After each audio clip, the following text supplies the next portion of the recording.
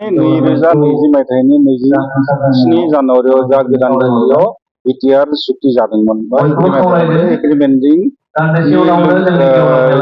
जों बिटिसिनि बायजोआव मोनसे स्टेट एक्टनि आन्डाराव काउन्सिल मोननो हादोंमोन। बे काउन्सिला नाथाय दिनैसिम आबुं महर लानो हायाखै। मानोना जोंनि बे काउन्सिलाव जेसेबांनिखि गामि थिसननांगौ बा बिटिसि बायजोआव जेसेबांनिखि गामि बर' गामि दं बेफोर थिसनजोबनाय जायाखै। दासिमबो दा जोंनि बेयाव 958टा गामि नटिफाइड जादों मात्र। ओमफ्राय दंबावो आरो 162 गामि अलरेडि जों साबमिट खालामबाय बे जानायनि लामायाव। बेनिफ्राय हजों थाहैबाय राभा हासं गवालपारानि आरो साउथ कामरुपनि राभा हासं आरो ओरैजाय मरिगाव जिल्लायाव टिवा काउन्सिलनि माखासे गामि थाबावबाय। आरो बेनि अनगायैबो नैबे जोंनि दा बिटिआरआव जाय माखासे गामिया सनितपुर आरो बिश्वनाथ जिल्लानि जाय माखासे गामिया हाबबाय आरो हाबै गामि दं बेफोरखौबो जों रायज्लायगासिनो दङ बोरै सुनो हायो।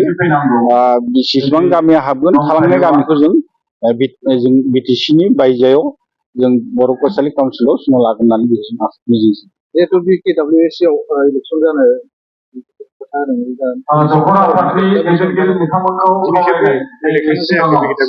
जायाखै। मानोना दासिमबो गामिफोरखौ माने सिनायथि नटिफिकेसन होजोबाखै आरो बियाबफोरखौ दानाय जायाखै। बेनिखायनो जों दासिमबो माने आबुं महर होनो हायाखै काउन्सिलखौ बा जों आबुं आकारै मोनाखै। बे फ्राय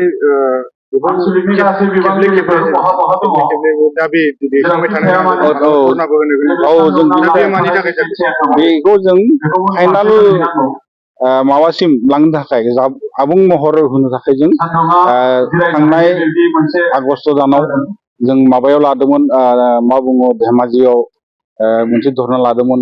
बेनि उनाव जों गासिबो जिल्लायाव धरना लादोंमोन। दुलाराय फरायसा आफादाबो लादोंमोन, जोंबो लादोंमोन। जों आबुं महर होनो हायो बेनि थाखायनो जों बे धरनाखौ लानाय जादों।